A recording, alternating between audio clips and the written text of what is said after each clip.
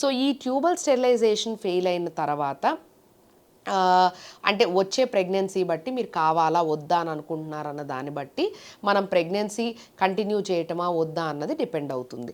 డెఫినెట్గా ectopic pregnancy కనుక వచ్చినట్టయితే దానికి తప్పనిసరిగా మీరు ట్రీట్మెంట్ అనేది తీసుకోవాల్సి ఉంటుంది.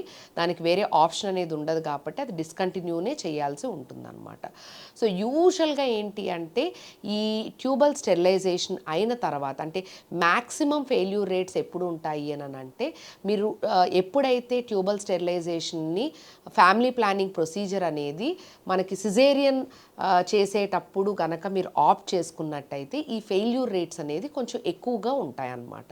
ఎందుకు అంటే నార్మల్గా మనకి ప్రెగ్నెన్సీలో ఫెలోపియన్ ట్యూబ్స్లో ఎడీమాటస్ ఫెలోపియన్ ట్యూబ్స్ అంటే నీరు చేరటం లాంటివి నార్మల్గా ఫిజియలాజికల్గా ఉంటాయి కాబట్టి యూజువల్గా ఏమవుతాయి అంటే మనం ఈవెన్ ట్యూబల్ స్టెరిలైజేషన్ చేసిన తర్వాత కూడాను ఈ ప్రెగ్నెన్సీ అంటే ఎప్పుడైతే సిజేరియన్ తర్వాత చేస్తామో సిజేరియన్ అప్పుడు చేస్తామో అప్పుడు ఉండే ట్యూబల్ స్టెరిలైజేషన్లో ఫెయిల్యూర్ రేట్స్ అనేది కొంచెం ఎక్కువ మోతాదులో చూస్తూ ఉంటాం.